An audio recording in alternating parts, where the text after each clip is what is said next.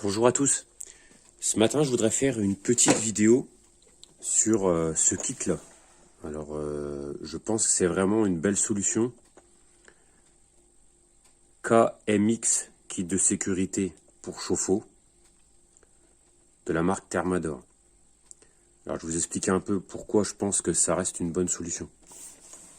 Alors déjà, on reprend un petit peu, lorsqu'on monte un chauffe-eau, ce qui se passe. Alors là, j'en ai un, mais il n'est pas déballé, donc je vous représente un peu comment c'est un ballon. Voilà, bien souvent, ici, l'entrée d'eau froide, on est en mâle 3/4, et la sortie, on est en mâle 3/4. Alors, lorsque on remonte un chauffe-eau, ou qu'on remplace un chauffe-eau, rapidement, souvent, quels sont les composants?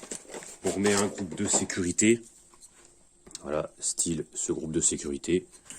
Hop, on leur visse ici, là. Et donc ici, on a notre arrivée d'eau froide. Et puis à la sortie, généralement, on met un raccordi électrique. Alors des fois, on en met aussi sur l'eau froide et sur l'eau chaude. Certains fabricants livrent 2 raccords électriques avec le ballon. Certains livrent simplement raccordi électrique sur la sortie d'eau chaude.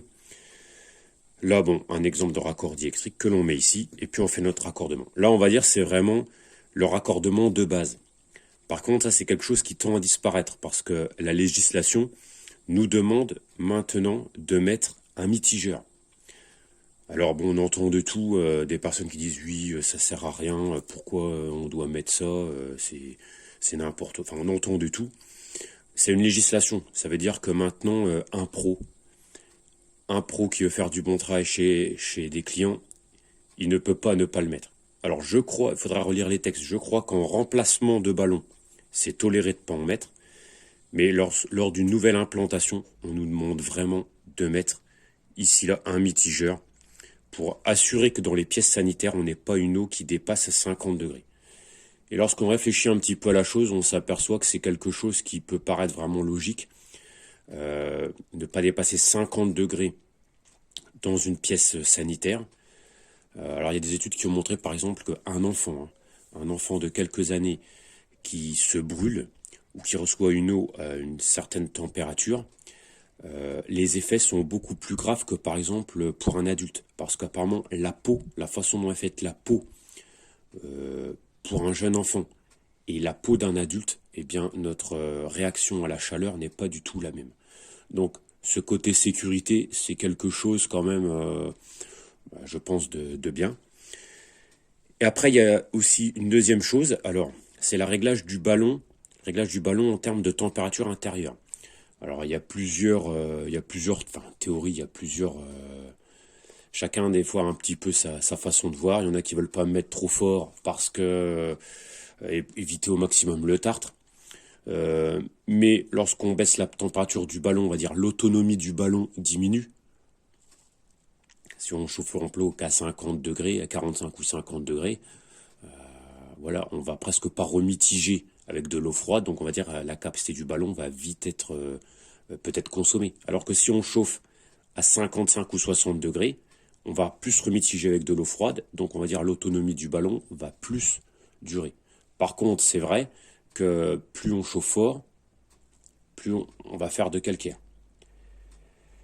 Et si on chauffe pas assez fort, il y a les risques de légionnelle. Alors bon voilà, c'est un petit peu compliqué de savoir quoi faire, je me mets à votre place. Mais donc la solution, ça reste quand même ça. Ce qu'il faut retenir, c'est que logiquement, un ballon, on le règle pour avoir une température intérieure, chauffer l'eau, aller entre 55 et 60 degrés. Il y a le groupe de sécurité, donc c'est indispensable. Et de plus en plus, on nous demande de mettre un mitigeur. Alors, qu'est-ce que l'on peut faire? Alors, ça c'est le montage de base. On revient le montage de base. Alors des fois, on part de ce montage de base-là, et puis on veut intercaler un vase d'expansion sanitaire. Alors qu'est-ce que l'on fait? Entre la sortie et le groupe de sécurité, on va mettre un T. Voilà. Donc là, ça va aller dessus. Ici, il faut peut-être qu'on rajoute un mamelon.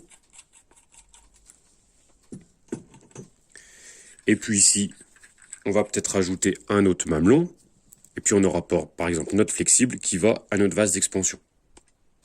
Bon, ok, bon, on se dit, c'est possible. On veut peut-être des fois prévoir le T. Là, on veut peut-être pas mettre le vase d'expansion sanitaire tout de suite, mais on veut le laisser en attente. Ça veut dire qu'on veut prévoir le moment si un jour on le met. Donc, on peut laisser ça. Ok. Bon, imaginons qu'on veut mettre un mitigeur avec. Donc là, bon, je prends un mitigeur. Bon, la marque, hein, vous prenez celui que vous voulez, mais bon. Là, on a un mitigeur. On va le mettre ici. Donc là, c'est la sortie d'eau chaude. Il y a de l'eau froide qui doit revenir ici. Et puis la sortie là. Si on veut le raccorder, on est embêté. Bah, on peut peut-être mettre un manchon. Un manchon ici, monter à la filasse. Hop là, une étanchéité peut-être à la filasse. Ah, puis on est encore un peu embêté là. Finalement, il faut qu'on reprenne de l'eau froide. Mais là, en fait, c'est qu'un T qu'on a. Voilà, il faut qu'on fasse un autre piquage. Donc, on s'aperçoit finalement que lorsqu'on veut un peu tout faire, on veut un peu tout mettre, eh bien, ça peut vite, voilà, il faut prévoir des raccords, ça va, hein, on arrive à le faire, mais il faut chercher un petit peu. C'est là qu'intervient le kit. Le kit Thermador, vous allez voir où finalement, c'est vraiment super. Je vous explique, donc on retire tout ça. On en revient à ce qu'on avait au début. Et là, le kit, super bien fait.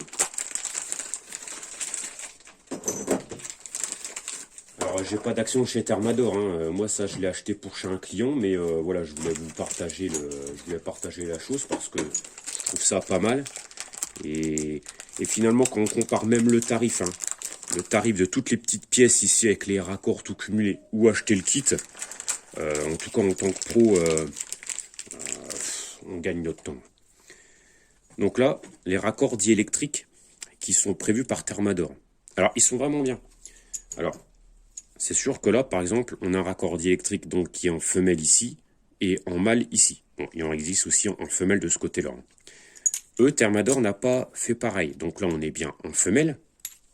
Donc là, il y a... Voilà.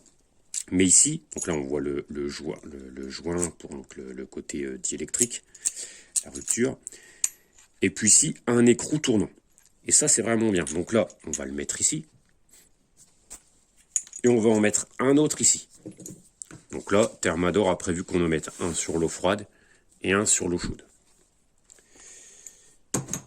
Et là, ils ont prévu une... Alors, c'est pas un T, vous avez vu, en fait, il y a 4 sorties. En mâle, 3/4 ou 20-27. Et ça, c'est vraiment bien. Parce que vous le mettez, par exemple, ici. Là-dessus, bien, c'est standard. Vous mettez votre groupe de sécurité standard, hein, ici en femelle 20-27. Donc, hop, là, on est bon. Vous voulez une attente éventuelle pour le vase d'expansion. Ah bien, super, vous l'avez ici. Donc, vous mettez votre bouchon. Si vous avez votre vase d'expansion, ben vous mettez votre flexible et le vase d'expansion. Vous n'avez pas le vase d'expansion, vous mettez votre bouchon. Jusque-là, tout va bien. De l'autre côté, le mitigeur. Ben, le mitigeur, il va bien aussi à mettre parce que finalement, là, c'est un écrou tournant. Donc là, je dis pas de bêtises. Donc là, c'est le chaud. Là, c'est le froid. Et puis là, je pense que c'est l'eau mitigée, si je ne me trompe pas. Donc, bon, je les ai mis à peu près, hein, mais... Voilà, bon, il y a un peu plus de place que ça sur le chauffe-eau. Vous le mettez comme ça, là. Là, ça va bien, il y a déjà le joint. Vous n'avez plus qu'à visser. Il y a un flexible de livret avec. Donc là, c'est pas mal non plus. Bon, alors là, il y a un peu plus de place que ça. Hein, là, c'est parce que je vous ai représenté un truc, mais... Donc le flexible qui va venir se raccorder entre ici et ici. Et là, vous n'avez pas besoin encore de rebricoler un morceau en cuir avec des raccords, etc. Non, le flexible, il est fourni avec les joints. Donc ça va super bien. Et puis là, vous avez votre sortie. Et dedans, il y a même le siphon. Voilà, le siphon du groupe de sécurité. Donc c'est tout. Je voulais vous faire part de ça. Donc référence.